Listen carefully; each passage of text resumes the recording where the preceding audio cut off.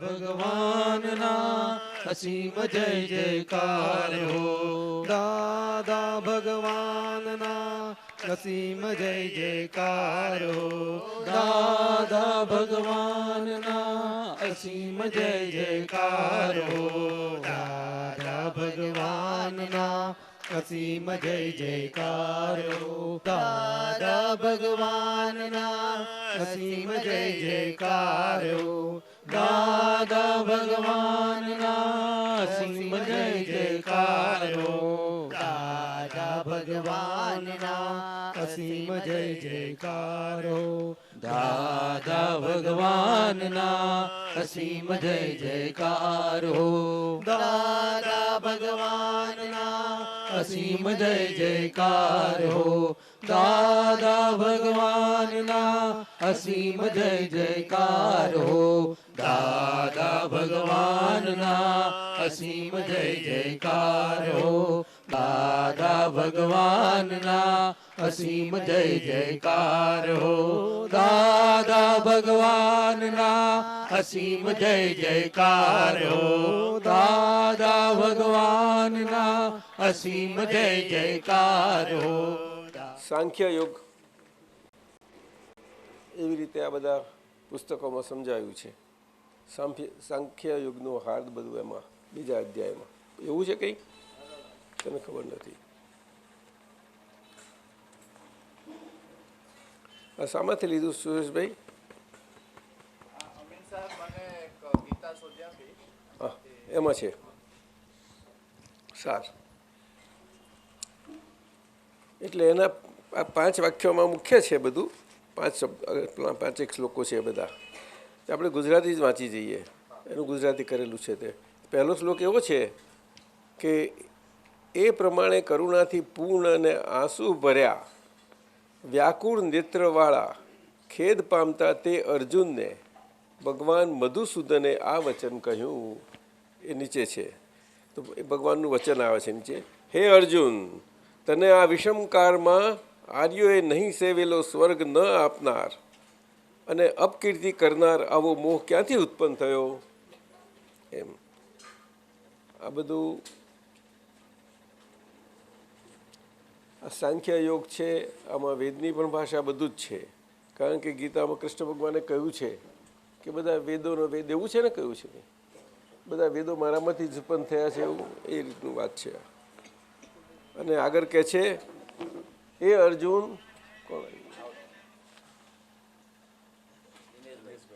દિનેશભાઈ આવો. ઓહ દિનેશભાઈ ક્યારે એમ પધારો પધારો. પડશે ને અનુકૂળ પડશે. હે અર્જુન, તને આ વિષમ સ્થળમાં આર્યોએ નહીં સેવેલો સ્વર્ગ ના આપનાર અને અપકીર્તિ કરનાર આવો મોહ ક્યાંથી ઉત્પન્ન થયો? આગળ કહે છે હે અર્જુન, તું કાયરતાને પ્રાપ્ત થા નહીં. આવી કાયરતા તારે વિષય યોગ્ય નથી. માટે હે પરંતપ, તું આ તુચ્છ હૃદયની દુર્બળતા છોડીને યુદ્ધ માટે ઊભો થા. એટલે આ બધું ટૂંકમાં આ બધાનો સાર એક જ આવે છે બધા શ્લોકોનો. આપણે કહી દઈએ. હું ટૂંકમાં કહીશ તમને 18 અધ્યાયનો સાર અને છેલ્લો પુરુષોત્તમ યોગ અને વિજ્ઞાન યોગ બધું જ.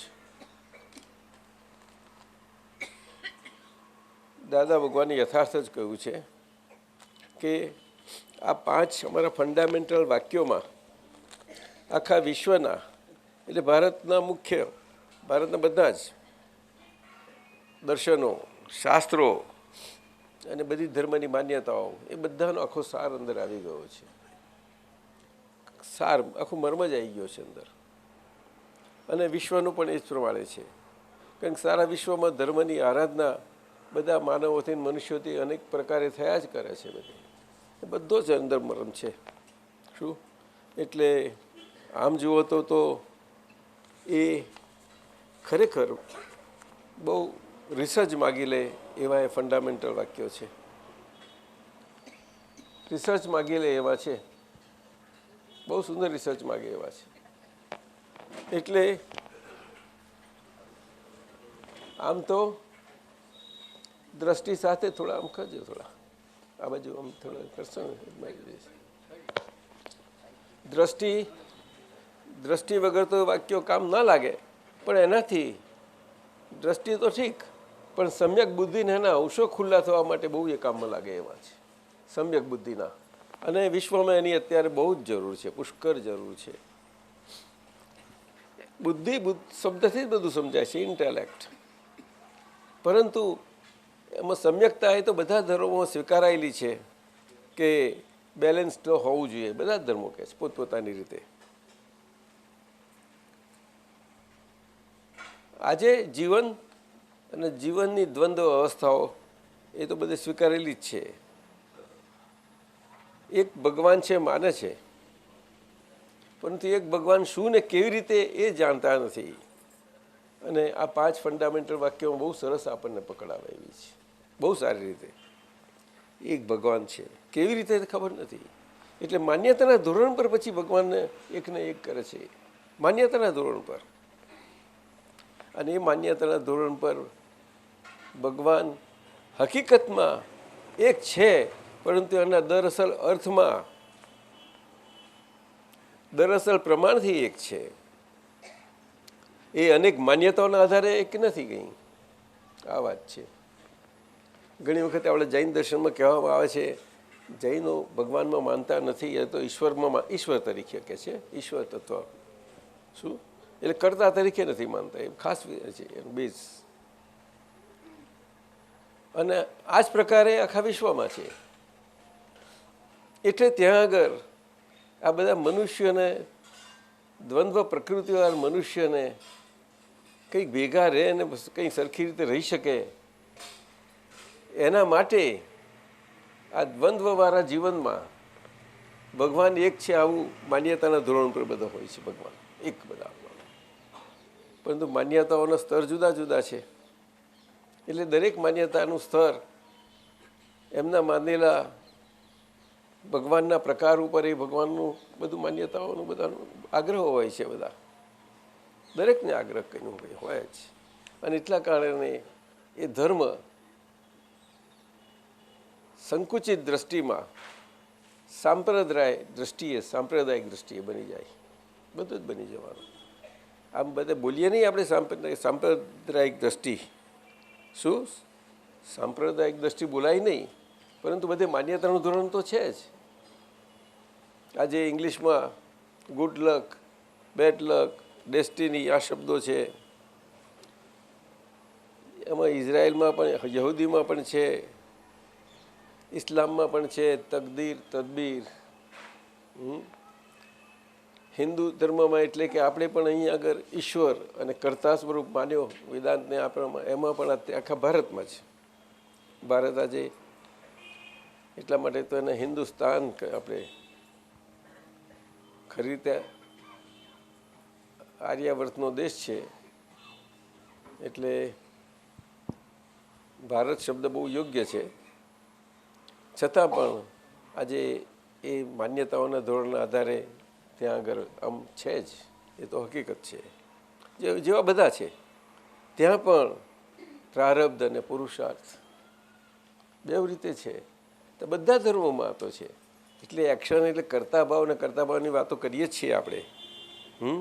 અને ગીતાજીમાં જે આજે અર્જુનને કહે છે આ બીજા અધ્યાયમાં કે તું ઉઠ, તારો સ્વભાવ છે ને તારા સ્વભાવને અનુસાર આ બધું આપણે જ રીતે આપણે માગેલું જ આવ્યું છે. આપણે સ્વયં માગ્યું નથી, પણ આપણામાં ફોર્સ પાડવામાં આવ્યો છે. અને ફોર્સ પાડવામાં આવ્યો છે એટલે આપણાથી શીખર રહ્યો છે, કારણ કે આપણો સ્વભાવ છે, ક્ષત્રિય સ્વભાવ છે. છૂટકો જ નથી તમારે. આ મનુષ્યનો સ્વભાવ એવો છે, જ્યારે એનું અહમને બરોબર પકડમાં લેવામાં આવે ને ત્યારે એ સામો થયા વગર રહે જ નહીં. મનુષ્યનો સ્વભાવ જ છે. એટલે આ તો ક્ષત્રિય કહેવાય ને એ જમાનાના આવું. કૃષ્ણ ભગવાન એ ક્ષત્રિય છે, એ રોયલ છે, રોયલ બ્લડથી છે બધા. આ રીતે આખો સાંખ્યયોગનો આ ગીતાજીનો બીજો અધ્યાય છે. અને અર્જુનને પ્રોત્સાહિત કરવા માટેનો છે આખો. અકસ્માત. આ શરૂઆતમાં તો આવો થઈ ગયો, પહેલા જ અધ્યાયમાં કહી દેશે કે આવો થાવ થથરીને ખલાસ થઈ ગયો આમ તેમ.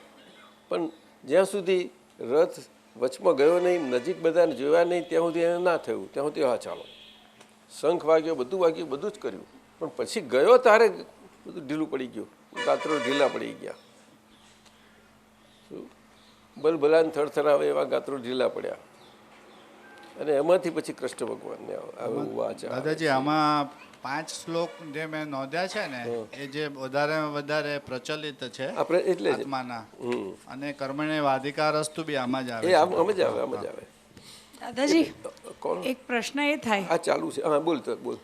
કે આ અર્જુન પણ તો યોદ્ધા હતો અને ક્ષત્રિય હતો.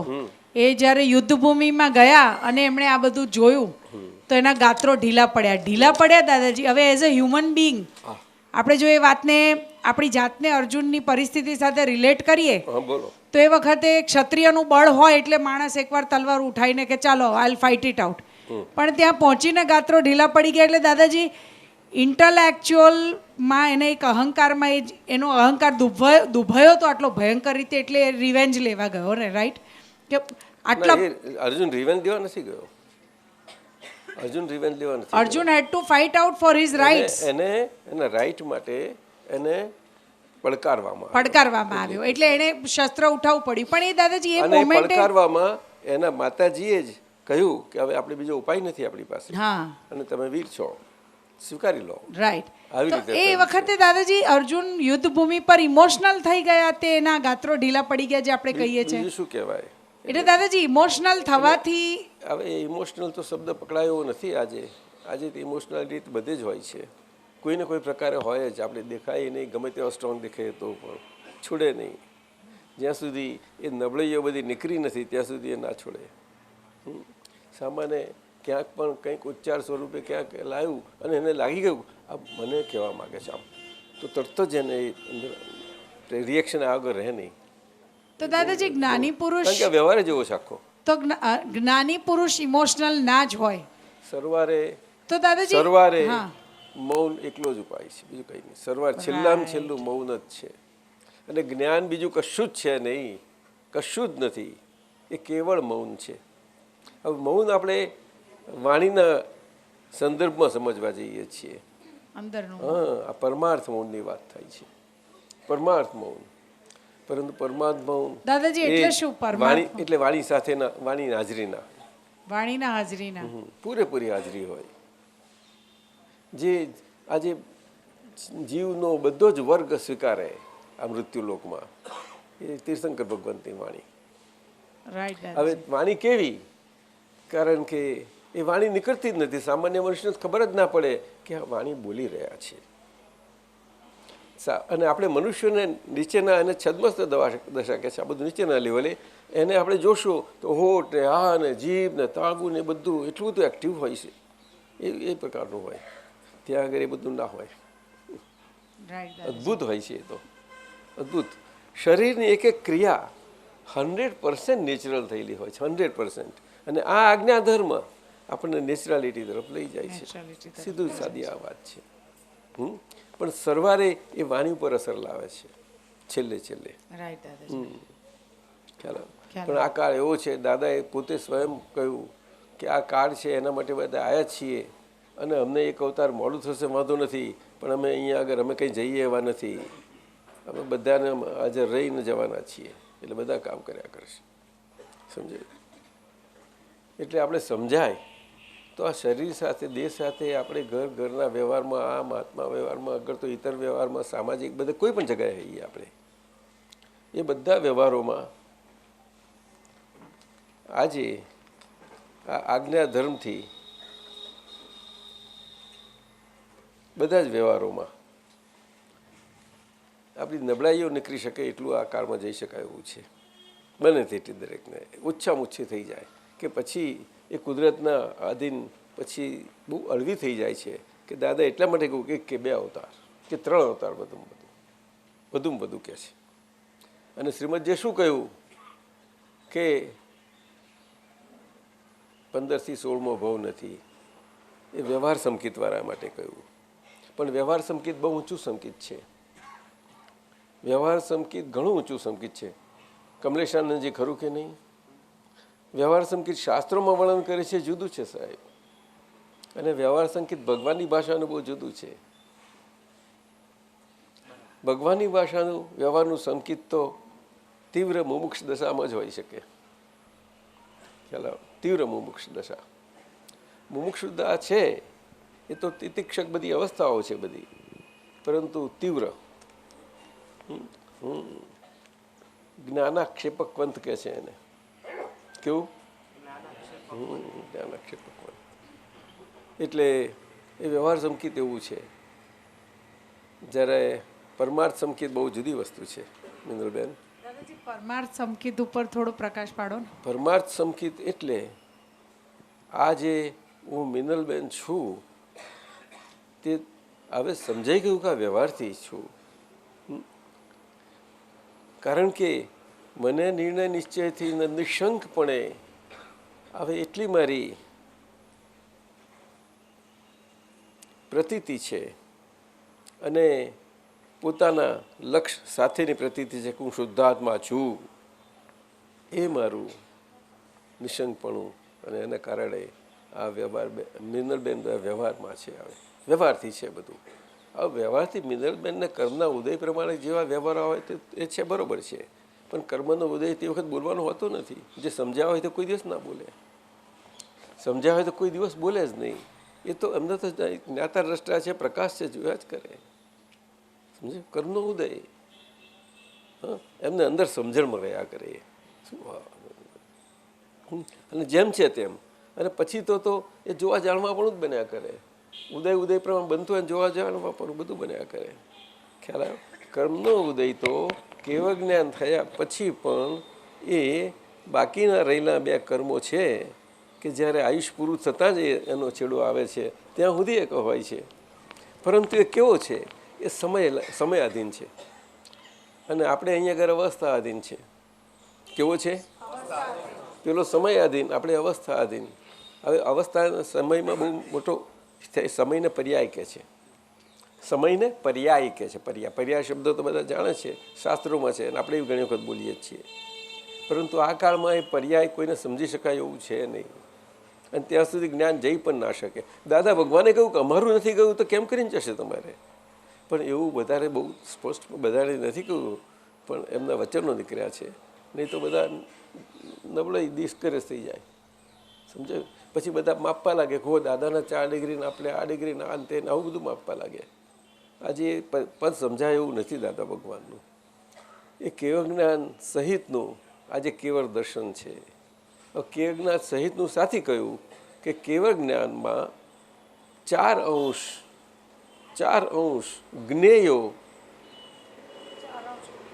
એ કેવળ સમજમાં આવવામાં એટલા રહ્યા. બાકી જ્ઞેયોની વાત કરે છે, દ્રશ્યોની નથી કરતા મધુસૂદનભાઈ. એટલે અહીંયા સમજજો કે કેવળ જ્ઞાન સાથેનું કેવળ દર્શન. દ્રશ્યો નથી કહ્યું, દ્રશ્યો તો પૂરેપૂરા, પણ કહ્યું નહીં. બહુ સમજવા જેવું છે. કયા દાદાજી? હવે એ અત્યારે ક્યાં છે? આપણે તો નીચેના બહુ બાકી હજુ બહુ આપણી બહુ સાવરી બાકી છે. એટલે આ જ ભાવની. હવે બધી અંત આવતી હું સાવરીશ બધી. એટલે એને જોયા કરીએ છીએ. એમાં આપણે જ્યાં મારાપણું હતું ને એ નીકળતું જાય છે આપણું. શું કહ્યું? નીકળતું જ જાય છે. અને અમને જોતા જઈએ છીએ. અને ઘણી વખતે આપણે જરાક સહન નથી તો એવું આવે છે ને થોડાક નરમ પડીએ છીએ. પણ કોઈ વખત પછી આનંદ વધેલા ભાગનો એવો હોય છે ત્યારે આપણે એને હસીને લઈ લઈએ પાછા, બે લઈએ છીએ. અને કોઈ વખત આવી રીતે લેવાય, જાત રીતે લેવાય. સમજ્યું? જેમ સમજણ પડે ને તેમ બહુ આનંદથી બહુ સુંદર થાય. ધીમે ધીમે અંશે થાય. એ આજ્ઞાધર્મ કરે છે આખો. એટલે સંભાવ નિકાલ ફાઇલનો બધો થતો જાય હિસાબનો. એ બધો મારાપણાનો નિકાલ થાય છે, પોતાપણાનો. શાનો? એને મારાપણું કહીએ તો ચાલે. મારાપણું પોતાપણું એક જ છે. પણ મમતા એને ના કહેવાય. મમતા ના કહેવાય. મમતા એટલે હું મિનલ. હું મિનલ એ મમતા ના પછી મમતા એની જોડે હોવી જ જોઈએ. એકલી હું મિલ રહી શકે જ નહીં. તમે જોજો, ના ખબર પડી. કોઈ આપણા જગતમાં આ સાધુઓના આ લોકોએ ત્યાગ આપણે બધા આપતા પુત્રોએ લીધું છે બ્રહ્મચર્ય વ્રત, એ બરાબર છે. આ તો એમના એક હકીકતમાં કોઈ પણ સાધુ સંન્યાસી થાય છે એ એકલો થતો જ નથી, જોડે હોય જ. એટલે આખા ભારતમાં શિવજીનું પાર્વતી સાથેનું પૂજન છે. શું કહ્યું? શિવજીનું પાર્વતી સાથે પૂજન તો છે. શિવજીની પાર્વતી હોતી હશે જોડે? ભગવાન પ્રકૃતિ હે પ્રકૃતિ પણ એને પ્રતીક તો ખરું કે નહીં? ત્યાં માણસ માટે અપાયું છે. અચ્છા. હા, એને ભગવાનને ભજવા માટે. શાના માટે? ભગવાનને ભજવા માટે. નહીં તો ભગવાનનો ભગવાન થઈ જાય. તો ભગવાન પર હુકમ ચલાવ્યો છે, બાકી એવું નથી જાણતા. ના સમજ ના પડી. હા, ભગવાન પર પછી કરીશું. ચાલો પછી એકલા વાત કરજો. એટલે આ પહેલું પતાવી દઈએ આપણે. પછી આગળ કહે છે, હે મધુસૂદન, હે અરિસુદન. હરિસુદન કહે છે, અરિસુદન શબ્દો વાપરેલા છે. એટલે કે હરિને સુદ બુદ્ધમાં લાવે એવો. પૂજનીય ભીષ્મ પિતામહ અને દ્રોણાચાર્યની સામે હું રણભૂમિમાં બાણો વડે સી રીતે લડીશ, આવું એ પછાય કે છે. તારે બસ આ 5 કહ્યા છે ને તમે?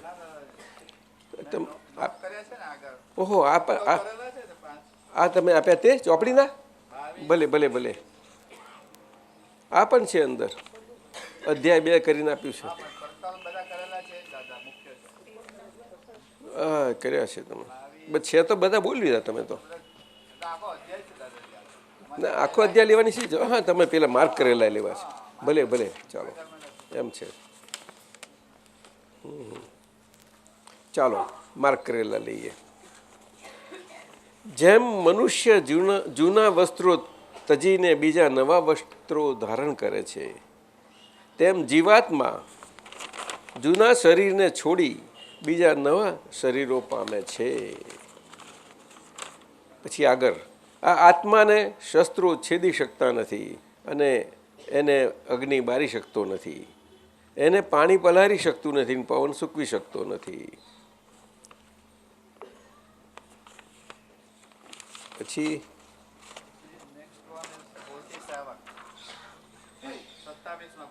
ધારો કર્મ કરવામાં જ અધિકાર છે. કર્મણ્યવાધિકાર હસ્તે માં ફલેશુ કદાચન. ફળમાં કદાપી નહીં, કદી પણ નહીં. માં કર્મ ફળ હેતુર્ભુ, માટે તું કર્મોમાં ફળની ઈચ્છાવાળો ન થા. અને તેમ કર્મ ન કરવામાં પણ તારી પ્રીતિ ન થાવ. આ જરા અર્થ આવી રીતે બૌદ્ધિક અર્થ આવી રીતે જ લેવાય. બૌદ્ધિક અર્થ છે આ માર્મિક અર્થ નથી. હા, એ લઈશું, પછી એ લઈએ.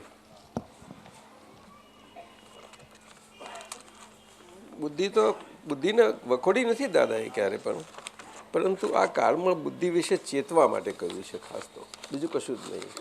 ચેતીને ચાલવા જેવું છે. કારણ કે આપણો જે અંદર ખજાનો લઈને આવ્યા છીએ તે આપણો આશયયુક્ત અને ભરેલા આશયવાળો આખો ખજાનો છે જ આપણી પાસે. એટલે એનાથી ચેતવા માટે મહાત્માઓને કહ્યું છે. એટલા માટે જ. કારણ કે એ વ્યવહાર છે આખો, એના આધારે બધો વ્યવહાર છે અને વ્યવહાર ખાલી થઈ રહ્યો છે. એટલે ત્યાં આગળ બહુ જરા ચેતીને રહેવા જેવું છે. એટલે દાદા ભગવાને બધા મહાત્માઓને ચેતવેલા કે અહીંયા આગળ જરાક સંભાળીને રહેજો. લઘુપણું યથાર્થપણે ખુલ્લું થવા માટે આ બહુ જરૂરનું છે. એ ખાસ એમને વધારે સમજ આપી છે. હે કેશવ, સમાધિમાં સ્થિત તથા સ્થિર બુદ્ધિ પુરુષના કયા લક્ષણ છે? એ કહ્યું કે એ જ ને? સ્થિતપ્રજ્ઞ કા ભાષા સ્થિતપ્રજ્ઞ સમાધિસ્થસ્ય કેશવ, એ બધું છે. સ્થિર બુદ્ધિ પુરુષ જાગૃત અવસ્થામાં કેવી રીતે બોલે છે, એવું કેવી રીતે બેસે છે, કેવી રીતે ચાલે છે. સ્થિર બુદ્ધિ પુરુષ વાત કરી એને, એટલે આ બહુ મોટી વાત કરી. એટલે સ્થિતપ્રજ્ઞ દશા એ આપણા ભારતમાં ભલે ઈશ્વરને કર્તા સ્વરૂપે માને છતાં પણ એ કર્તા સ્વરૂપે કેવી રીતે માનવાનો છે? તો કે સ્થિત પ્રજ્ઞ દશાએ. સ્થિત પ્રજ્ઞ દશાએ જો માનશે એને કરતા, તો પણ એને કુદરતમાં એનું કુદરતનું હોવાપણું અને ઈશ્વરનું ઐશ્વર્ય પણ એ કેવી રીતે હોય એ પણ એને સમજાવતું જશે. ઈશ્વરનું ઐશ્વર્ય પણ એની અંદર પડેલું છે, તારે તો માણસ કહેવાયો, નહીં તો માણસ કહેવાય જ કેમ કરીને? શું એટલા માટે દેવો પણ ઝંખે છે. દેવો ઝંખે છે એટલે કંઈ શાસ્ત્રોમાં લખ્યું છે, એટલે કે પોતાના આ સુખથી સભર પોતાના દેવ આયુમાં એ સમજે છે કે આ આયુ કર્મ એ બંધન છે. આયુ કર્મ આટલું સુખ છે જબરજસ્ત. ઇન્દ્ર રાજાને કેટલું બધું સુખ છે. બધા અહમ ઇન્દ્રદેવને ઉત્કૃષ્ટ પ્રકારના દેવ, અહમ ઇન્દ્રદેવ, અહમ અહમ અહમ બસ ઊંચામાં ઊંચું ઉત્કૃષ્ટ આયુષ્યવાળા, અને 7 મહિના મેક્ઝિમમ સફરિંગવાળા. આ 2 ટોપમોસ્ટ પદો છે ભોગવટાના કહું છું. પેલો સુખનો ભોગવટો, આ દુઃખનો ભોગવટો, આ 2 શાતાના બધું. એટલે પેલું કેવળ દુઃખનો ભોગવટો, પેલું કેવળ સુખનો ભોગવટો, અહમ ઇન્દ્ર. ત્યાર પછી બીજા છે ઇન્દ્રના ઘણા પ્રકાર કયા. આમ તો મને ખ્યાલ છે ત્યાં 64 મને બોલે છે. મનુષ્યોમાં પણ આપણે ઇન્દ્ર કહેવાય, એ ચક્રવર્તીને કહેલા. પ્રાણીઓમાં વનમાં સિંહને ઇન્દ્ર કહેલા. આવી રીતે. તો દાદાજી એ એક્સ્ટ્રીમ ટોપ મોસ્ટ અને બોટમ મોસ્ટ જે આપણે વાત કરી સફરિંગની, તો એ દેવો પણ ખુદ સમજતા હોય કે આ ભોગવટો છે ના એ પકડાય છે. તો કારણ કે એ જાણે છે કે આ બેડી છે ને તો બધું. તો એ બંને એક્સ્ટ્રીમ પણ મોક્ષલક્ષી જ કહેવાય ને દાદાજી, તો જ સમજાય ને કે આ ભોગવટો છે. એમને બધું એ હોય જ એમની જોડે જ, પરંતુ એ સુખમાં એમને બહુ એ ખ્યાલ એ ના હોય. સુખમાં આપણે કેટલા બધા ખાઈ ગયેલા એના એ પ્રકારના હોય. શું પણ પેલું અવધિ જ્ઞાન તો ખરું ને એમનું. રાઈટ, અવધિ જ્ઞાન ખરું બધું. એટલે પછી એટલે ઊંચા પ્રકારના દેવોને બધું જ્ઞાન હોય છે એમને બધા. અહીંયા આપણે મૃત્યુલોકમાં પણ અત્યારે નથી. હા, દ્વાપરમાં મહાવીર ભગવાનના વખતમાં એ જ્ઞાન આનંદ શ્રાવકને થઈ ગયું. એટલું મોટું અંતર જ્ઞાન એ કોઈ દિવસ સંસારીને ન થાય. એ અપવાદ થયો છે મોટો. આનંદ શ્રાવક, આનંદ શ્રાવક. ગૌતમ સ્વામી આશ્ચર્ય પામી ગયા, હોઈ શકે જ નહીં. સંસારીને કેમ કંઈ હોઈ શકે? અમને આટલી દશાએ છે, તમને નથી. તો પછી કે તમે પશ્ચાતાપ કરો. તમે તો કે ભગવાન સાચાનો કે ખોટાનો? આટલું જ કહ્યું એને વિચાર. જે દશા એવી હોય તો એ પ્રમાણે જ હોય કે ત્યાં આગળ બધું આર્ગ્યુમેન્ટો ના હોય. સમજો? એ તો સાચાનો જ હોય ને, ખોટાનું પ્રત્યાઘાત હોય જ નહીં. તો કે હું જે કહું છું સાચું કહું છું એમ હોઈ શકે નહીં. તો કંઈ નહીં, એક વખતે પાછા વળી જાય છે તો મારે ભગવાન પાસે ખુલાસો કરવો જોઈએ. એટલે એમનો કન્ફર્મની ટેસ્ટ ભગવાન આગળ જાય પાછો, છેલ્લામાં છેલ્લો. જેવી રીતે અર્જુનનો બધો કન્ફર્મેટરી ટેસ્ટ ક્યાં આગળ? કૃષ્ણ ભગવાન આગળ આવતો હતો. કંઈક કરવાનું થાય ને ભગવાન, બધા પાંડવો કન્ફર્મેટરી ટેસ્ટ કહે છે. આ BSc ભણે છે ને બધા, એટલે કહું છું. ઇન્ટર સાયન્સમાં આવતું હતું એટલે હું જાણું. તમને નહીં ખબર હોય બધું. એ કેમિસ્ટ્રીની લેબમાં હોય છે. એટલે એમને ભગવાન આગળ પૂછી જોયું કે ભગવાન ત્યાં મને ભગવાન આજે આવું થયું. આનંદ શ્રાવક ભગવાનના જ્ઞાનમાં તો હોય જ તે, પરંતુ આ જ્ઞાન કેવું છે જોવા જેવું હશે. પ્રશ્ન આવે છે આપણે બુદ્ધિના આપણા એના જે અંદર સ્પંદનો હોય છે ને, આપણે કેવી રીતે કામ કરે છે હું તમને કહું છું. દાદા અભૂત કહે છે કે તે સમજવા જેવું છે. આપણે એ આપણને બહુ કામ લાગે કે ભગવાનના જ્ઞાનમાં બધું હોય. આનંદ શ્રાવક હોય, ગૌતમ સ્વામી, આ તે એ બધું એમને શું. એટલે એમને તો આપણે આંખોની જેવી પ્રત્યક્ષતા છે એવી રીતે એમના કેવળ જ્ઞાનમાં પ્રત્યક્ષતા છે બધી. આ એ કેમ સમજાય આપણને? આપણે કેવી રીતે સમજીશું? કમલેશ આનંદજી કહો. અને આજ્ઞા ધર્મમાં કેવળ જ્ઞાન આખું બીજ સ્વરૂપ છે. આખું કારણ કેવળ જ્ઞાન પડ્યું છે આજના જમાનામાં.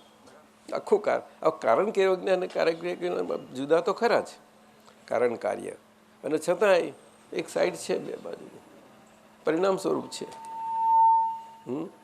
કારણ કેવ જ્ઞાન ને કાર્ય કેવ જ્ઞાન વિચારવા જેવું છે. એટલે અહીંયા આગળ આજ્ઞાધર્મનો આખો પરમાર્થ બહુ પકડજો બરાબર. આજ્ઞાધર્મ એમાં ભગવાનને પૂછે છે કે આવું આનંદ શ્રાવકને કહ્યું અમે એમને આવું વિપુલમતી કહે એને, અનંત લબ્ધિ કહે છે. તે છેલ્લામાં છેલ્લું ઉત્કૃષ્ટ ભોગવટાનો સુખનો પર્યાય અને છેલ્લામાં છેલ્લો નીચેનો દુઃખનો ભોગવટાનો પર્યાય ત્યાં સુધીનું જ્ઞાન હતું એવું કહે છે શાસ્ત્ર કહે છે. સમજ્યા? એટલે અવધિ જ્ઞાન કહે છે. હા, અવધિ જ્ઞાન ઉપર તો મન પર્યાય આવ્યું પાછું. એટલે અવધિ જ્ઞાન એ આપણે મેટાફિઝિકલ જ્ઞાન છે. આ મેટાફિઝિક્સ આજના સાયન્સના પ્રયોગોમાં શબ્દોમાં આજની ભાષામાં બુદ્ધિશાળી ભાષામાં વપરાય છે. એ મેટાફિઝિક્સ એની આગળતા બહુ સૂક્ષ્મ છે. એટલે અવધિ જ્ઞાન બહુ સૂક્ષ્મતા એ છે. પણ હવે કોણ સમજે? એ પ્રયોગ એ ટેકનિકલ શબ્દ છે પણ સમજશે કોણ? એને ના સમજાય. અત્યારે ક્લેરવોયન્સ કે બહુ આવી રીતે લઈ શકે, વધારે નહીં જઈ શકે, લાંબુ ના જઈ શકાય એ લોકોથી. ખ્યાલ આવ્યો? સિક્સ સેન્સ કે ક્લેરવોયન્સ કે દૂરનું આવું બધું વાત કરે. એટલે અવધિ જ્ઞાન એ છે, પરંતુ આ બધા જ્ઞાન એ જ્યાં સુધી જાણનારને જાણ્યું નથી ત્યાં સુધી એ બધું નીચેનું કહેવાય. એટલે એ બધું છેલ્લું જાણવાને જાણવા માટેનો બધા જ્ઞાનો. હા, એવું છે. સમજાયું? એટલે આપણને આજ્ઞાધર્મ સાચી રીતે કહો તો આપણને આ બધા ચારે 3 પ્રકારના મતિ, શ્રુત ને અવધિને પાર કરીને મનોપર્ય જ્ઞાનની પ્રોસેસમાં મૂકી દે છે. શું કહ્યું? એ શરૂઆત થતાં જ બીજા દિવસથી શરૂઆત થતાં પછી પ્રોસેસ ચાલુ જ રહ્યા કરે છે. અને એ પ્રોસેસ આ ભાવ સંભાળી લેવા જેવો છે. એ આ ભાવ સંભાળી જાય તો એ કાર્ય સ્વરૂપે આવવા માટે પછી એની પહેલે પોતા ઉપર જ આવી જાય છે બીજા બહુથી આ ભાવ. એટલા માટે કહ્યું કે આ કાળમાં અપવાદ સ્વરૂપે આ જે જ્ઞાન મળે છે તે હકીકતમાં તો કોઈને મળી શકે એવું નથી, એવું દાદાએ કહ્યું. હા, અને મને તો પાક્કું સમજાયેલું છે, ડે 1થી સમજી ગયેલો. પરંતુ ડે 1માં આવી સમજણથી નહીં. એ કુદરતી અનુસાર હશે ને એવું હશે એટલે થઈ ગયું. બાકી ગાણ પણ પૂરું હતું બધું. પણ એક જ દિવસ છે, એ ફેબ્રુઆરીનો 63નો મહિનો. આ શુદ્ધાત્મા એવું એકદમ રહે. હું અને આ કનુભાઈ, હું કનુભાઈ, આ બે વસ્તુ બીજે જ દિવસથી. પછી તો એક જ થઈ ગયેલું કે હું અને કનુભાઈ. એ તો અવસ્થાઓ તો પાર વગર નહીં આવશે, અંદરથી આવશે, બહારથી આવશે, બધી જ આવવાની અવસ્થાઓ. તે અવસ્થાઓ હવે અવસ્થાઓને બધું જ્ઞાન એટલું સ્પષ્ટપણે અને વિગતથી તે વખતે ખુલ્લું નહોતું. ખ્યાલ કરજો. આ તમને અત્યારે બધા મહાત્માઓ પાછળથી બહુ ભેગા થઈ ગયા, પર્ટિક્યુલરલી 83 સાલથી 82 અમેરિકા, આ બધું છેલ્લા 3-4 વર્ષમાં જ આ સંખ્યા વધી છે. ત્યાં સુધી તો આ જ સમજાયું. એટલે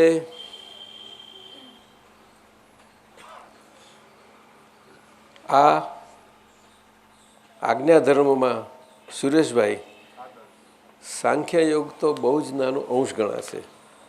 પરંતુ આપણે અહીંયા બોલીએ. હા, વ્યવહારમાં નહીં બોલાય. કારણ કે સાંખ્ય યોગ બહુ અગત્યનો યોગ છે, ઘણો અગત્યનો. યોગીઓ માટે બહુ એ છે આજે સાંખ્ય યોગ.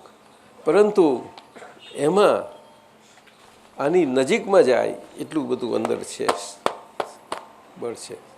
એ રીતે આ કહ્યું છે. એટલે સ્થિતપ્રજ્ઞનું આ વાત આવી. ખ્યાલ આવ્યું? એ અને મહાત્માઓને આ આજ્ઞાધર્મના પાલનથી અંદર આજના વિપરીત કાળમાં આપણો વ્યવહાર જે ભરેલા બુદ્ધિના આશય કરીને બુદ્ધિથી લાયા છીએ એ બધામાં સમ્યક બુદ્ધિના અંશો બધા ખુલ્લા થતા જાય. એ બહુ આપણને ફાયદો કરે છે. સમ્યક બુદ્ધિના અંશો, એ સમ્યક બુદ્ધિના અંશો આપણને ધીમે ધીમે આપણા અનુભવ તરફ લઈ જાય અને ત્યાંથી પછી આપણું બધું તટસ્થપણે બધું નીકળે બધું કોઈ પણ વાત નીકળશે તો શું ધીમે ધીમે અંશે અંશે છે. પરંતુ આપણે અક્રમને સમાન સામાન્યપણે ઘણા મળી જાય છે ને હાથમાં અક્રમ અક્રમ અક્રમ આમ જ કહે છે, અક્રમ સીધું જ કહે છે. અરે ભાઈ બરાબર છે, અક્રમ તો લબ્ધિ થઈ છે શું, પણ આશય બધો ક્રમનો ભરી લાયા છે એનું શું કરશો? આશય ક્રમના ભરી લાયા છે એનું શું કરશો? પણ એવો ભરી લાયા છે આપણે કે આજે ચિત્ર વિચિત્ર નીકળે એવો ભરી લાયા છે મુશ્કેલી, એટલે બધા મૂંઝાઈ જઈએ છીએ આપણે. શું આમ પદ્ધસરનો નીકળે એવો નથી હોતો, બહુ મુશ્કેલ હોય છે. એટલે આપણે આ બધા મૂંઝામણ થાય છે બધા એને અંદર ભરી જેવું લઈ લાયા ચિત્ર વિચિત્ર. એક સાથે જાણે બધું એકદમ બધા રંગો બહાર ના નીકળતા હોય.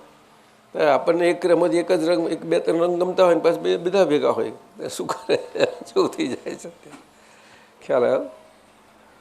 એટલે સમ્યક બુદ્ધિના અંશો આજ્ઞાધર્મથી ખુલ્લા થાય છે અને ત્યાં સ્થિત પ્રજ્ઞતા. એટલે કે ખરી રીતે તો આજ્ઞાધર્મ તો બહુ ઊંચે લેવલે છે, ઘણા ઊંચા, પણ એ વાત આપણે અહીંયા આગળ દ્રષ્ટિવાળા છે તો જ કરી શકાય. હા, નહીં તો એને એકાંતિકપણે કરવા જાઓ તો ગરબડ ગોટાળા કરી નાખશું, કોઈ દિવસ ન કરાય, ક્યારેય પણ નહીં કરાય. એટલા માટે આજ્ઞાધર્મ બહાર જવો બહુ જોખમી છે, બહુ જોખમી છે. એ રિસર્ચ પ્રમાણથી જે અમુક એવા વિચારકો હોય ત્યાં આગળ મૂકી શકો છો, બાકી તો બહુ જોખમ છે એમાં. એકાંતિકપણે લેયા વગર રહે જ નહીં, કંઈનું કંઈ જ બને. આટલા મોટા શાસ્ત્રો છે, પ્રમાણો છે, એમાં આ લેવાઈ જાય છે તો બીજાનું શું ગજવું? શાસ્ત્રોમાં કંઈ ખોટું નથી આપ્યું, પરંતુ એનું દોહન કરે કોણ? દોહન દાદાએ કહ્યું છે ને, એમાં કેટલું બધું હોય, એમાં એક નાનું મૂક્યું હોય શાસ્ત્ર, એક મૂક્યો. આજે માહિર ભગવાનના અસલ શબ્દો નથી રહ્યા, હજુ 2600 જ વર્ષ થયા, એના ઓરિજિનલ બહુ જ ઓછા રહ્યા છે, ઘણા જ ઓછા. સમજાયું છે ખરા, પણ ઘણા ઓછા. પરંતુ ઋષભદેવ ભગવાનથી આજ સુધી એક શબ્દ આવેલો, એક અમુક થોડા શબ્દો છે આપણા જૈન શાસ્ત્રોમાં, એમાં ટંકોત્કીર્ણ ટંકોત્કીર્ણ વતે હું શુદ્ધાત્મા છું એ શબ્દ છે આખો બેઝિક. ટંકોત્કીર્ણ એ ઓરિજિનલ શબ્દ છે, ઓરિજિનલ. પરંતુ સમયના પ્રમાણે ભાષાએ કરીને એ જુદા જુદા સ્વરૂપે આવે છે, પણ અસલ શબ્દ એ જ છે બેઝિક ખ્યાલ. એટલે આ શબ્દો એવા બધા છે, ઉદીર્ણા છે, ટંકોત્કીર્ણ છે, પછી પેલું આંબેલ કે શું કે છે એને આંબીલ કે છે, પેલું કે છે ને એક પ્રકાર લેવાનો તે. આ બધા બહુ અસલ છે, બધું અસલ, બિલકુલ અસલ. અને ઋષિ મુનિઓએ આર્ષદ્રષ્ટાઓએ જે પછી જે ઉપનિષદો નીકળ્યા બધા, એમાં એમને આ બ્રહ્મ પ્રાપ્તિની દિશામાં આ શરીર સાધન, ખલું સાધન કહ્યું એને, એ સાધનમાં ક્યાંય ક્ષતિ ના હોય, કે જે ક્ષતિને કારણે આપણી આરાધનામાં ક્ષતિ થઈ જાય, એના કારણે પછી એ બધું વિકસ્યું ને શરીરનું જોયેલું, એ બધા જંગલોમાંથી જ કાઢેલું બધું હતું. તેના પછી તો કહું આયુર્વેદ આવ્યું, પછી સમય જોયું કે અરે આમ કરીએ છીએ અત્યારે આજ્ઞા કરીએ, પણ છતાં કેમ આપણાથી સ્થિરતા નથી રહેતી, તે બધું સમયનું જોયું. પછી એમાં આ બધું ઉપરનું એસ્ટ્રોલોજી ને એ બધું એમાં આવ્યું બધું, એ જોવા એનીથી અસરો કેમ નહીં થાય છે એકબીજાને, તો શું આપણે છે આ કેમ આમ પૂનમમાં આવે છે ત્યારે કેમ આમ થાય છે, આ અમાસનું જ કેમ છે, બધું બહુ એને વિશ્લેષણ કર્યું, જબરજસ્ત વિશ્લેષણ કર્યું છે. શું એમાંથી આ બધી વિદ્યાઓ નીકળેલી, બધી વિદ્યાઓ. એટલે આપણા પ્રમુખ સ્વામીજી અને સ્વામિનારાયણ ધર્મમાં આપણે કેટલું 5000 વર્ષ પહેલાં આપણા બધા વિજ્ઞાનો આપણી પાસે હતા એ બતાવવા માટે મંદિરોમાં અમને ઘણો સારો પ્રયત્ન કર્યો છે, પ્રયાસ સારો કરેલો છે અમુક અમુક જગ્યાએ બધા. પરંતુ કોઈનામાં આવી તાકાત બોલવા જેવી રહી નથી કે આપણી પાસે 5000 વર્ષનો ઇતિહાસ છે, પણ એ ઇતિહાસ બોલવાનો રહ્યો નથી. અને આ કાળમાં અત્યારે બૂમાબૂમ કરવાનો જ કાળ છે. એટલે બૂમાબૂમ એટલે આપણે વ્યવહારથી સમજીએ છીએ એવી રીતે નહીં, પણ બોલ બોલ કર્યા જ કરવાનું. એક જુઠ્ઠું 100 વખત બોલો એટલે સાચું થઈ જાય એવો વખત છે અત્યારે તો. કેમ જોવા કરે છે તમે જોજો તમે બધા આ કે, પણ આ ભારત દેશ એક જ એવો છે કે આપણે મૂગો છે, અને અત્યારે ચોગદમ બોલવાળા ઊભા થઈ ગયા છે બધા જ. પણ અહીંયા આગળ કોઈને બોલાતું નથી. દાદા ભગવાન કે છે અક્રમ વિજ્ઞાન છે કંઈક 2-5 એટલે કંઈક છે ને, બધાને એ નથી હોતો યોગ, પણ જેને યોગ હોય બોલે. ઘણા તો વ્યવહારમાં એવા હોય છે બોલે, પણ છતાં એની અસર પડે. સરદાર પટેલ હતા, તેને એક શબ્દ નીકળે ઓછામાં ઓછું બોલતા, પણ એ કેટલો પાવર પડતો એ વાત છે આખી. તો આ તો જ્ઞાન સાથે છે, આજ્ઞા સાથે છે, આ વાત બહુ એ છે. સમજાયું? બોલવું એટલે લડવું નહીં, ઝઘડવું નહીં, કે કોઈની જોડે વાદ વિવાદ કરવો એવું પણ નહીં. બોલવું સૈદ્ધાંતિક હોય છે. શું કહ્યું? તો ભારત દેશ છે, આટલો છે આર્યાવર્ત દેશ, કેટલું મોટું એનું સિદ્ધાંતિકપણું, એને કોઈનું કશું જોઈતું નથી, પણ એને દેશ તરીકે રહેવું છે ને, એ રીતે જ બોલવું પડે કે ના બોલવું પડે? એ ક્યાં છે? એ ક્યાં છે? આપણને પરદેશીઓ ઓળખાવે થોડું ઘણું ઉતારે એ, પણ એ ઓળખાવે તો કેવી રીતે? તો પોતાના સ્વાર્થમાં ઓળખાવે એવા છે, પોતાના સ્વાર્થમાં. અહીંથી લાભ્યા છે એવું તો કોઈને ખબર નથી. શું એવું થઈ ગયું છે? એટલે આ સાંખ્યયોગને કેટલું લઈશું આપણે? આવી ગયું ટૂંકમાં. એક જ શ્લોક જે કર્મણે વાધિકારસ્તે છે એનો મર્મ એટલે કર્મણ્ય વાધિકારસ્તે એટલે ભગવાનને જે કહ્યું એને કે તું જન્મ્યો છું માણસ તરીકે, આવો તું સુંદર વિચારોથી આ બધી રીતે આવ્યો છું, અને તું અમારો હૃદય પ્રિય છું, તો પણ તું સમજ કે આમ ઢીલો થવામાં તારું જ તું બુરું કરી રહ્યો છું. કારણ કે તું જન્મ્યો એવો જ, તારે આ શરીરથી તારું મૃત્યુ થશે ત્યાં સુધીમાં એ બેના ગાળામાં આ શરીરથી જે બધું બન્યા કરશે એમાં તારે એ કરવામાં એ તારે આવે. તું હૃદયવાળો છું, એ હૃદયવાળા થઈને તારે શરીરના બન્યા કરવામાં જ્યારે તારે એની જોડે હોવું પડશે તારે રહેવું જ પડશે. ત્યાં આગળ કર્મનો અધિકાર કયો. કારણ કે તેની પાસે જ્ઞાન નહોતું કે હું કોણ છું. આ મુશ્કેલી થઈ ગઈ હતી કે હું પાર્થ છું, અર્જુન છું, આ છું, અને ભગવાનની સગાઈ, આટલું સીધી વાત. કર્મણ્ય વાધિકાર હસ્તે એટલે કર્મ એટલે કે તું લડું છું એવો તારો અધિકાર. અત્યારે તું છું, હું કરીને છું એનો અધિકાર છે, પણ તું લડું છું એવો તારો અધિકાર નથી. એટલે માં ફલીશું ત્યાં લેવાનું કહ્યું. તું તો ફળ છું, એટલે ફળ લડે છે એવું ના કહી શકે. શું કેરી છે તો કેરી પોતાને લાગે કે મને બધા વખાણે છે, હું છું એ થઈ ગયા ને, તો કે જેવું હું છું તો ડારી છે ને કે છે એવું બોલાય કેરીથી. ડારીથી આગળ જઈને બોલાય મોટી ડારી કે મારા લીધે થડ છે એવું બોલાય. થડને બોલાય કે હું મોટું થડિયું જ છું. એટલે એના પછી કર્મફળ એટલે કે પરિણામ. ખરી રીતે કર્મફળના પરિણામ તારો અધિકાર નથી, એનો મૂળ અર્થ છે. પરંતુ એનો આખો શ્લોક છે ને આખો એ પ્રમાણે ફળની ઈચ્છાવાળો ના થાય. એટલે બૌદ્ધિક અર્થ આવી રીતે જ થાય. બૌદ્ધિક અર્થ ફળના પરિણામોમાં પરિણામ સ્વરૂપ તારી ઈચ્છા પ્રમાણે એવું બધું આવે એવું તો કોણ એમ કરવાનું લાંબુ આમાં થાય જ નહીં ને. એટલે એવી રીતે છે આ. તને કર્મ ન કરવા પણ તારી પ્રીતિ ન થાવ. એટલે કે હું કર્મ કરું છું એવું પ્રીતિ ના થાય કે હું અર્જુન છું એવી રીતે ના રહેવું જોઈએ કે છે. તારા પર ફરજિયાત આવી પડ્યું છે એ રીતે તારો ફરજ જ છે, કરવું જ પડશે, છૂટકો જ નથી. એટલે કર્મને આ બધી ગહનતા કઈ છે તે મર્મ પકડાય નહીં ને કોઈને. દાદાજી પણ આ તો દાદાના જ્ઞાનથી આપણે સમજીએ, બાકી ના સમજાય આપણને. દાદા થકી જ બહાર પડ્યું છે કર્મ બીજ અને કર્મ ફળ જે સાચી અરે રીતે હા હોવું જોઈએ. ભરતભાઈ, આપ તો ભરતાનંદજીએ એક શોભાબેન પ્રસાદ કરી નથી 96માં અમે ગયા પહેલી વખત, મને ખ્યાલ છે. હવે આજે એમને ખ્યાલ હોય તો ખબર નહીં મને, એમનું બોલવાનું તો આપો. ત્યાં ત્રિવેન્દ્રમથી હતી ને તો, અને મધુપ્રસાદની વાઈફ શોભા પ્રસાદ હતી. અને આ લોકો સાઉથના તો ગીતા બધા બધું પાક્કા ને બહુ એ તો માસ્ટર કરે. તો એને એક વાત કરી હતી, પણ મોટેથી બોલો, શું વાત થઈ હતી ટૂંકામાં કહી દો. એમને દાદા મોટેથી બોલજો. એમને કર્મ ગીતાની જે ગીતામાં મોટેથી બોલો. કર્મ તે બહુ લાંબુ છે. છેક એ ગીતા આશ્રમમાં રેગ્યુલર સત્સંગમાં જતા દર રવિવારે. ત્યાં લાગોસમાં નાઇજીરિયામાં ગીતા આશ્રમ છે. એમાં આપણા એક રાવ છે, ડૉક્ટર રાવ કરીને આપણી મહાત્મા જ છે, તે એના મુખ્ય સંચાલક હતા. અને ગીતામાં ત્યાં ગીતાનો અધ્યાય એ બધું થતું હતું. ત્યાં આગળ આજ બહુ જાય ખાસ કરીને. કેટલાય વર્ષોથી એ ગીતાના ક્લાસીસ એટેન્ડ કરતા હતા. એટલે દર વખતે એક આ અધ્યાય લે. શોભાબેન કરીને એનું પ્રસાદ અટક હતી, એ બેન જતી હતી, એને ફેમિલી જતું હતું. એટલે અમારે પહેલી વાર ત્યાં જવાનું થયું અને એમાં બધા પ્રશ્નો આવ્યા. એમાં કર્મ પહેલી જ વખત ગયા ભરતાનંદજી. હા, અને બધા પ્રશ્નોત્તરી થઈ. એમાં કર્મફળ ઉપર બધી વાત નીકળી. કર્મફળ બોલ્યા તો કોઈ? ના, એ ખાલી કર્મ ઉપર જ વાત નીકળી. હા, કર્મ ઉપર વાત નીકળી બધી.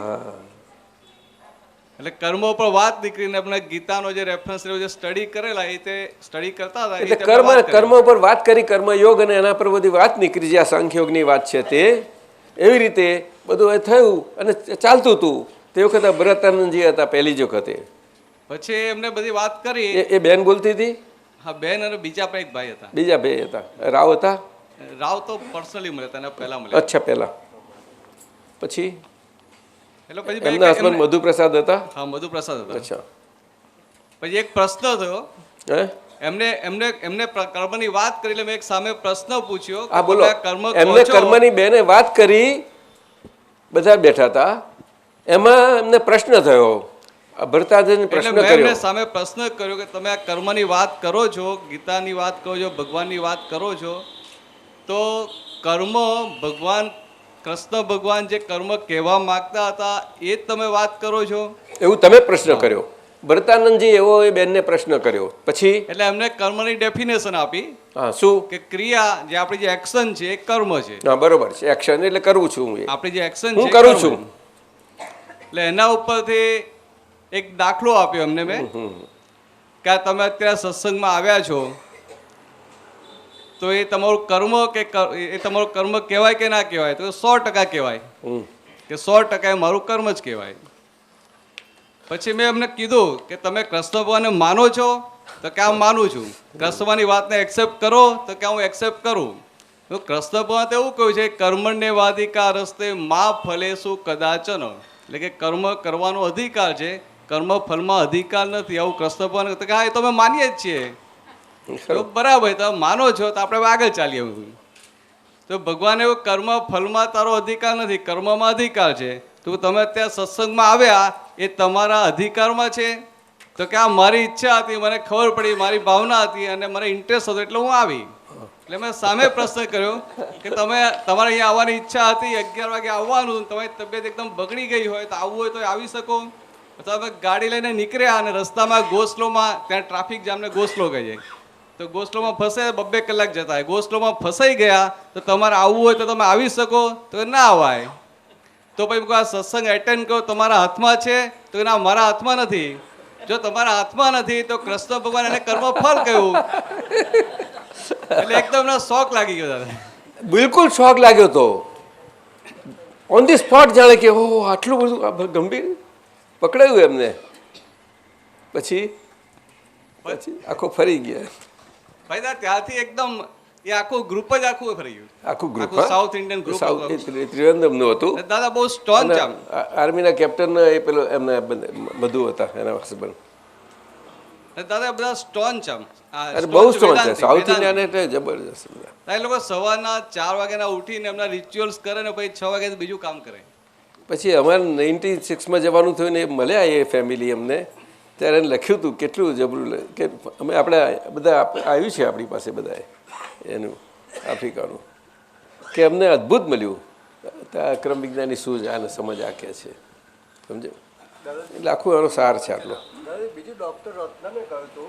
ડૉક્ટર રત્નમ બહુ બ્રિલિયન્ટ પ્રોફેસર. એમણે જ્યારે બધી વાત કરી અને ગીતાજીમાં જે બધું બતાવ્યું છે તો કે આટલું બધું મોટેથી બોલજો. આટલું બધું અઘરું છે. ડૉક્ટર રત્નમ અત્યારે પાસ હવે થઈ ગયા છે, પરંતુ કર્ણાટકના હતા મારા ખ્યાલથી, બેંગ્લોર. અને આ બધી IIM બધી સ્કૂલોના બધામાં એ બોલાવાતા હતા. બધી જ IIMની, હા, આખા ઇન્ડિયાની. અને પછી તો એમને કર્ણાટકમાં એક એમને એસ્ટાબ્લિશ કરી એક મેનેજમેન્ટમાં એમને પોતે કરી અને બેંગ્લોરમાં પણ પોતે, પણ છેલ્લે બિચારા બહુ એમનો ભાવના આ અક્રમ વિજ્ઞાન માટે બહુ જ જબરજસ્ત ભાવના હતી.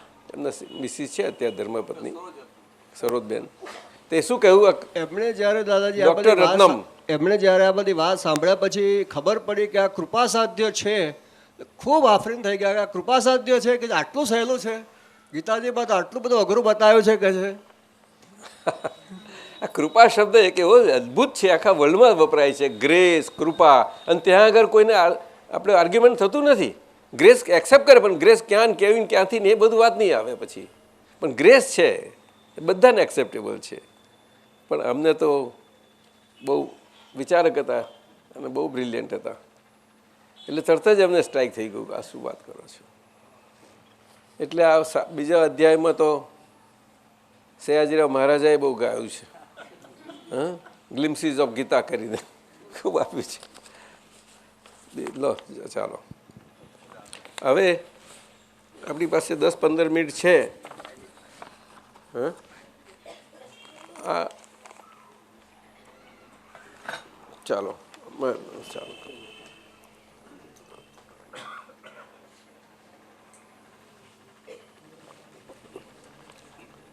આપણે આમને એસએમ જી કૃપા બહુ છે જ્યાં સુધી કૃપા પરમાત્માને કરવી સહજ છે, પણ સાધારણ માણસને કૃપા સમજવી અસહજ છે. સહજ જ નથી. માણસ ભગવાનની કૃપાને સમજી શકતો નથી કેટલા વર્ષોના તપશ્ચર્યા પછી, અને એનું મન જો પરમાત્મામાં હોય તો જ એ સમજી શકે છે. બાકી મને નથી લાગતું કે કૃપા સમજી શકે. બિલકુલ સમજાય નહીં, એ તો કુદરતી છે. અને જેને આસ્થાથી પણ લાગે છે ને તોય એને એટલું કામ કરે છે. આસ્થા એટલે આસ્થા અને શ્રદ્ધા બધું આને જ વ્યવહારમાં કહ્યું ને. આપણે એસએમએ આપ્યા છે 3 શ્રેણી નંબર 27માંથી 3 સૂત્રો આપ્યા છે. પહેલું 207મું છે. ધનતેરસ એનો વ્યાખ્યા કરી છે. હે ધન, દાદા ધન, તે રસ, તારો રસ, તે મારો રસ, બીજો રસ નહીં. આ સૂત્ર છે, આ સૂત્ર છે એનું ધનતેરસનું. અને કવિરાજે બહુ સરસ કહ્યું છે, એમને પદમાં લખ્યું છે. પછી બીજું સૂત્ર નંબર 108, આને જ એકામત કહેવાય. આજે ધનતેરસનો દિવસ છે. એ ધનતેરસના દિવસમાં આપણે મત એટલે શું? મત આપણે જુદા અર્થમાં વ્યવહારમાં સમજીએ છીએ, એ આગ્રહમાં ચાલ્યું જાય. પણ અહીંયા પરમાર્થમાં અને અધ્યાત્મમાં એ મતનો શબ્દ એ છે કે નિશ્ચય, ફાઇનલ નિશ્ચય. બસ એ મત ફાઇનલ નિશ્ચય. આ ફાઇનલ નિશ્ચય કેવો હોય કે એ ક્યારેય પણ અનિશ્ચય સ્વરૂપ ના થઈ શકે એવો હોય, ત્યારે શાશ્વત હોવો જોઈએ. આ વાત છે.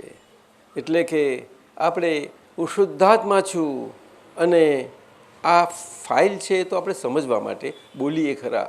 પોતે એકલા પડ્યા હોય ને આપણે પોતાની ફાઇલ દે એ આપણે પ્રેક્ટિસ કરવા માટે બોલી જઈએ બધું, પણ એ સમજવાનું છે આખું. આજ્ઞા ધર્મનો એક એક શબ્દ સમજવા માટેનો, કેવળ સમજવા માટેનો છે. પરંતુ એ સમજ વિકસી નથી ત્યાં સુધી એ થોડું વાણીમાં આવ્યા વગર રહેવાનું નથી.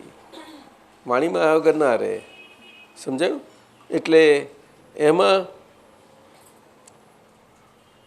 એકામત, બસ હું નિર્ણય નિશ્ચયથી કેવળ શુદ્ધાત્મા છું.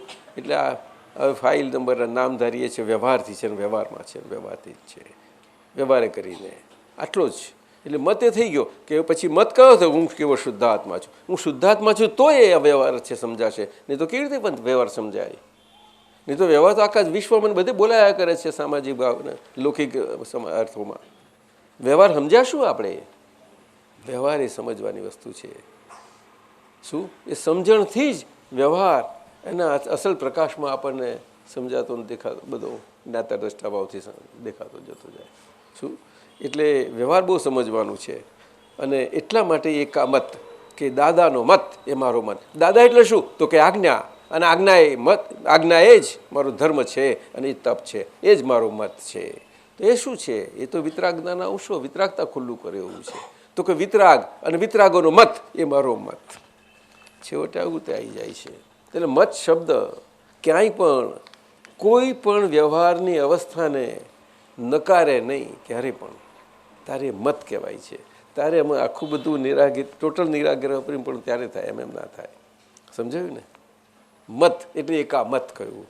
અને એકામત હોય તો જ વિવિધ પ્રકારના આપણે વ્યક્તિગત બધા વ્યવહારોથી વ્યક્તિએ વ્યક્તિ કરીને પોતાના ઘણા બધા વ્યવહારો સાથે અને બધા સાથે આવા વ્યવહારોવાળા સાથે હઈએ, એમાં આપણને બધામાં જુદા હોવાનો ભેદ નહીં લાગે. શું કહ્યું? ભાઈ હશે, બેન હશે, પણ જુદા હોવાનો ભેદ નહીં લાગે. શું? વ્યવહારથી હોય જ, પરંતુ આપણી સમજમાં એ ભેદ નહીં રહે. જોજો તમે, સમજમાં જરાય નહીં રહે. સાથી તમને શરૂઆતમાં પ્રેક્ટિસ કરવાની કહી છે બધી. એ તો હોવું જ બટે, એકડે કરવા જ પડે બધા. આપ સમજ્યા? એટલે ત્યાં આગળ એકાજાત એટલે કે પૂતગલ એક જ સ્વભાવનું છે, એક પૂતગલ. એટલે મહાવીર ભગવાને પોતાની અખંડ એક રાત્રિની પ્રતિમામાં અદ્ભુત એમને એક પૂતગલ પર દ્રષ્ટિ કરી સ્થિર. સમજાયું? એક પૂતગલ પર એ તૃષ્ણા તનુજ એમ કરીને એનું બહુ સુંદર વર્ણન છે શાસ્ત્રોમાં. એક અદ્ભુત પ્રતિમા, આખી એક અખંડ પ્રતિમા કહે છે, બહુ પ્રખ્યાત છે તે આખા એમના તપકાળમાં. એ પ્રતિમા હતી અદ્ભુત, એક સ્થિર મન બાળકર કે હું શુદ્ધાત્મા છું અને મહાવીર આ વર્ધમાન છે. તે વર્ધમાનનું બધું અંતરને બહારની સમય પર્યાયો બધી એ જોયા કરે. તે વખતે તો એ તપના એમાં ભાગમાં હતા, એટલે તે વખતે સમય નહોતું થયું હજુ. બોલો, આ સમજવા જેવી વાતો છે બધી. તો આપણે આજ્ઞાધર્મમાંનું આ જ છે, પરંતુ આમાં આ બીજા અધ્યાયમાં કહ્યું તેમ આપણે આપણી નબળીઓ આપણા પર જોર કરે ત્યાં આગળ આપણે ક્યાં ગભરાવાનું છે? નહીં, હું તો આમ છું. દાદા અહીંયા કહ્યું મચી પડો, ધમધમાવો ખૂબ. અને અહીંયા આગળ માટે કહ્યું શું કહ્યું? મચી પડો એટલે કઈ એ ક્રિયાઓથી મચી પડવાનું કહ્યું જ નથી, પણ ક્રિયાવાળા શરીરમાં અક્રિય એવો હું શુદ્ધાત્મા છું. શરીરની ક્રિયાઓમાં નહીં એવો હું શુદ્ધાત્મા છું, અક્રિય એટલે સ્વભાવે સક્રિય. પણ એ પછી એવું પ્રેક્ટિસ પાડવા માટે બોલવું પડે, જોડવું રાખવું પડે. નહીં તો એકલું અક્રિય થાય ને તો પછી એવું એકાંતિકમાં જતો રહેશે ધીમે ધીમે. બે રીતે છે, પૂતગલ પણ સક્રિય છે અને ચેતન આત્મા પણ સક્રિય છે. આ કેમ સમજાય? પણ અકર્તા શબ્દ અહીંયા આગળ બહુ મુશ્કેલી કરી નાખે. જો એકાંતમાં જરાક આમ જાય ને તો પછી એમાં એ ના થાય, એમાં બધું ઇન્ક્લુઝન ના થઈ શકે. એમનો વિરોધી હોય તો પણ ઇન્ક્લુઝન થવો જોઈએ, બધા જ ઇન્ક્લુઝ થવા જોઈએ. એમાં ભેદ જ નથી રહેતો. પછી એકાજત એટલે એક જ પૂતગલ. પૂતગલનો એક જ સ્વભાવ છે. શું પૂતગલ? તો કે પૂરણ થયેલું ગલન થાય છે તે. એટલે અત્યારે શું છે તો ગલન થઈ રહેલું છે. એ ગલન થઈ રહેલું છે શું? તો કે પૂરણ થયેલું એ ગલન થયેલું છે. પછી એને વિશ્લેષણ નથી કરવાની જરૂર. ગલન શું થાય? પૂરેલું હોય તે જ ગલન રે ખાલી થાય, ભરેલું હોય તે જ ખાલી થાય ને. ભરાયું નથી, ખાલી શું થવાનું હતું? આ શરીર આખું એવું છે. તો ભગવાન આ કહે છે બીજા અધ્યાયમાં આ કહે છે ભગવાન શું? પણ એ મર્મ છે આખો. મર્મ તો આ કાળમાં દાદાએ ખુલ્લો કર્યો, નહીં તો આ દાદા હોત નહીં. એના ગીતા, એના કૃષ્ણ ભગવાનના આજના એમના વચનો આ કાળમાં ના આવી શક્યા હોત. મર્મ તો જ્ઞાનીના હૃદયમાં છે, એ પણ કૃષ્ણ ભગવાન પાછું સમજાવે છે જ. એ તો કહ્યું જ છે ને, પરંતુ એ નીકળી ના શકે ને. એ તે વખતમાં એને ઉપદેશ જેટલો કરવાનો એ પ્રમાણે જ હોય, નહીં તો પેલો કામ એ થઈ શકે નહીં. પણ છેલ્લે ઘડીએ જ્યારે એને જોયું કે હવે હું થાકી ગયો, આ થયું, સમજણ પડતી ગઈ બધી ઘણી પડી એમને ત્યાં સુધી છે, પણ થાક્યો. ત્યાં કહ્યું પ્રભુ હવે તમારા ચરણ. એટલે જ્યારે શરણ એ એને સમર્પિત થાય છે પ્રભુ હવે આપ જે કહો તે કહો, ત્યારે એને તે જ વખતે એ આખા દિવ્ય ચક્ષુનું પ્રદાન થતાં જ એને આ પડી જાય છે. હા, નષ્ટો યોગ સ્મૃતિ લબ્ધા ત્યારે જ બોલાય છે. નથી નહીં તો નષ્ટો મોહ. આ મારી માન્યતા, ખોટી માન્યતા, એ મોહ હતો.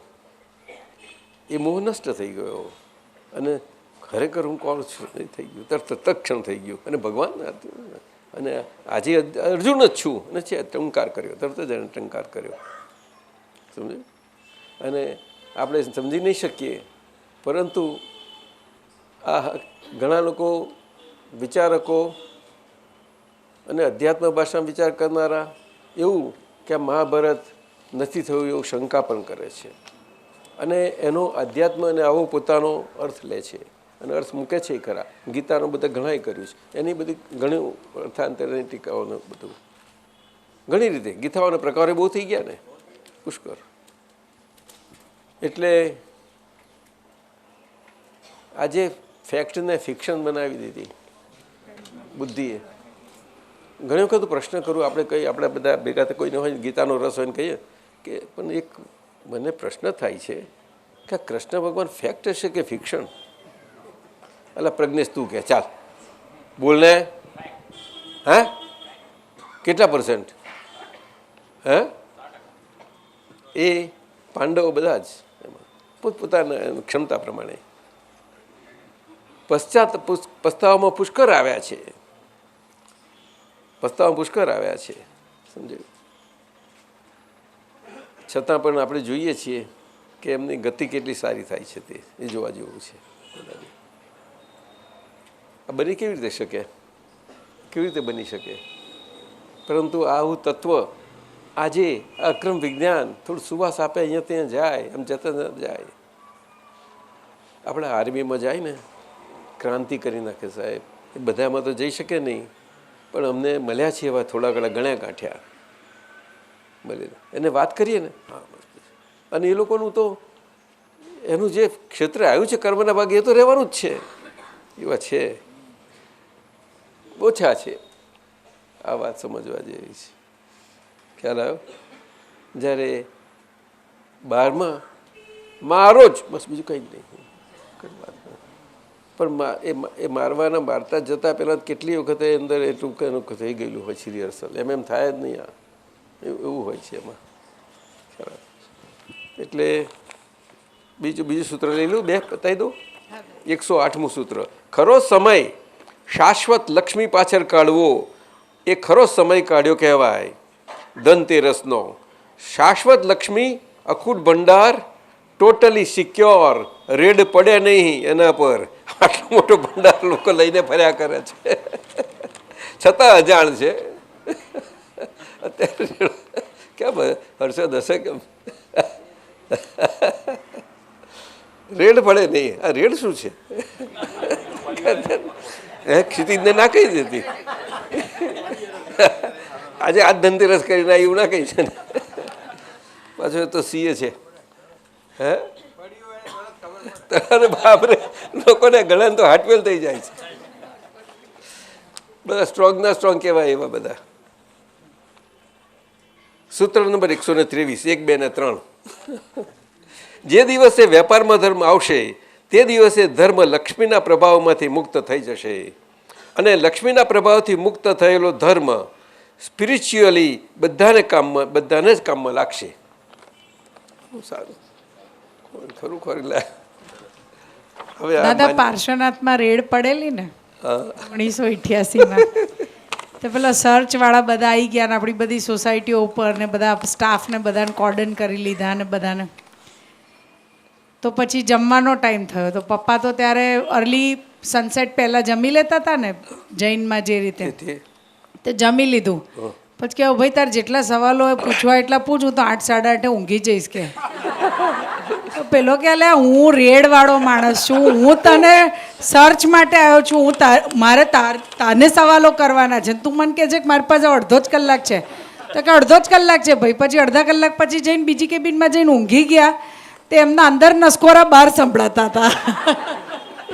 અને ઘરે દાદા રેડવાળા ગયા ને તો મમ્મી આડી ઊભી રહી, જ્વેલરીને બધું ઘરમાં હતું. મમ્મી આડી ઊભી રહી તે કહે છે જ્યાં સુધી મારા સીએ આવે નહીં ને ત્યાં સુધી ખબરદાર કોઈ અંદર પગ મૂક્યો છે ને તો હું ટાંટિયો ભાગી નાખીશ કે.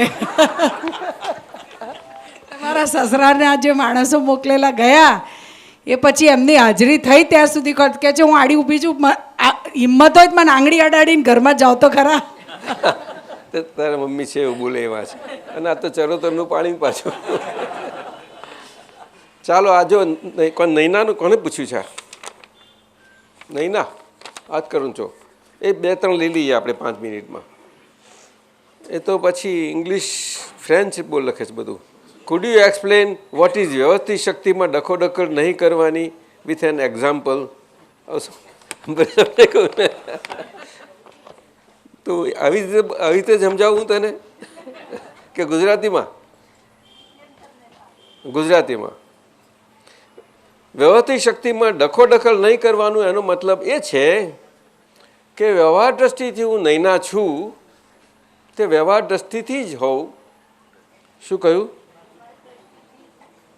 હોઉં એટલે કે નૈનાને અંદરથી, મનથી, વાણીથી અને વ્યવહારથી બધું જે કંઈ થતા રહેતું હોય, બધું બનતું હોય, સમજાય છે? એમાં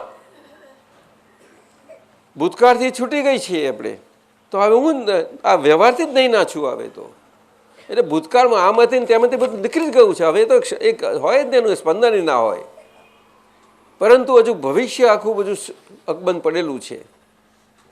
એમાં પણ બનવાનું શું કહ્યું? એ વ્યવસ્થિત શક્તિને આધારે વૈજ્ઞાનિક પુરાવાથી બને છે. કેવું? એ વૈજ્ઞાનિક પુરાવા કોના? તો કે નૈનાના. કોના? બોલને. પણ એ વૈજ્ઞાનિક પુરાવામાં બને છે તેમાં આમ કેમ બન્યું, આ પેલું આમ બનવું પહેલું, આમ પછી આ બનવું જોઈતું, તો આવું બધું કરે છે. એ ડખોડખલ કહેવાય છે. વ્યવસ્થિત શક્તિ પણ વૈજ્ઞાનિકપણે બને છે, એમાં ડખોડખલ કરી તમે. તે વૈજ્ઞાનિકપણે આમ ડખોડખલ તો આજના વિજ્ઞાનીઓ સ્વીકારતા નથી. તો પછી અક્રમ વિજ્ઞાન કેવી રીતે સ્વીકારી શકે? ના સમજણ પડી? એટલે તરત જ તે વખતે આપણે આ કેવું પતી ગયું. એટલે કહું છું વ્યવસ્થિત શક્તિમાં દખલ કરવું નહીં. એટલે કે એના પરિણામોમાં કહ્યું ને, કર્મફળના પરિણામમાં સમજાયું? એ જેમ છે તેમ જોવાનું, જાણવાનું, બીજું કશું જ નહીં. હા આમ આ નહીં નાનું આ બન્યું, આ નહીં ના નવું બન્યું, આ નહીં ના. આટલું બોલશો તો તમે શુદ્ધાત્મા રહેશો. ચાલો આગળ. What does viradhana mean? For મેં નિશ્ચય કર્યો છે કે by the end of this year મારાથી જાણે અજાણે જે વિરાધનાઓ દાદા ભગવાન સાથે અને આપની સાથે થઈ છે તે પ્રતિક્રમણ કરીને સાફ કરી નાખવું છે. સો મને એકાએક દોષ દેખાય, એક દોષ દેખાય અને હાર્ટીની પ્રતિક્રમણ થાય તે માટે શક્તિ આપજો. એ તો બરાબર છે, એ બરાબર છે. વિરાધના એટલે તારે સમજવું હોય તો કહું કે આપણને દિલ કહેતું હોય કે સાચા છે, પણ માથું ના કહેતું હોય. સમજાય છે? અને માથાનો ફોર્સ વધારે હોય એટલે માથા પ્રમાણે ચાલીએ, એટલે સાચાની વિરુદ્ધમાં ચાલીએ. સાચું એટલે શું? કે ક્યારેય ખોટું ના હોય. જેને સત્ય માટે આખું બધું બધાની માથાકૂટો છે ને, સત્યને ખોટી કાઢવું છે, એના માટેની વાત છે. તો સમજાયું? આવી રીતે એ બધી વિરાધનાઓ કહેવાય. અને વિરાધનાઓ એ જ્ઞાન ઉપર આવરણ લાવે, એટલે એ જ્ઞાની આગળ જ હોય. અને બધા 5 જે મહામંત્રોમાં 5 મોટા પુરુષો છે બધા આગળ હોય વિરાધના. સમજાયું? નવકાર મંત્રમાં છે ને, પણ એમાં તીર્થંકર ભગવાન તો નથી, એટલે દાદા જાય, આજ્ઞાધર્મ આવ્યું, બધું આવ્યું. બધી વિરાધનાઓમાં જ જાય છે, પણ આપણે જાણતા નથી. અને આશાતનાઓ શું છે કે વ્યવહારમાં આપણે વ્યવહારથી આપણાથી જે કંઈ થયું હોય કે સામાન્ય દુઃખ પહોંચે, આ બધું એટલે આશાતનાઓ તે વ્યવહારમાં એમાં બધે આશાતના જાય છે. અને વિરાધના નિશ્ચયના ભાગમાં જાય, એ જ્ઞાન આવરણ લાવે. અને આશાતનાઓ બધું દર્શન આવરણો લાવે, બધા દર્શન આવરણ બધું જ લાવે. પછી એ તો વિઘ્ન લાવે ને અંતરાય બધું, મોહ ચીકણાશ ઓછી ના થાય, એ બધું થાય આમાં. સમજાય છે? આટલો બધો પાર વગરનો સત્સંગ થયો છે આમાં તો. એટલે હવે તારે સમજીને તારે જ નથી પડવાનું, કારણ કે તારું જેટલું આયુષ્ય છે ને એમાં એક શ્વાસ ઓછો થવાનો નથી અને એક શ્વાસ વધવાનો નથી. એટલે તને એમ લાગે કે આ શરીર પડી જશે, એવું કંઈ ગભરાવાની કંઈ જરૂર નથી. મચી પડજે તું. શું?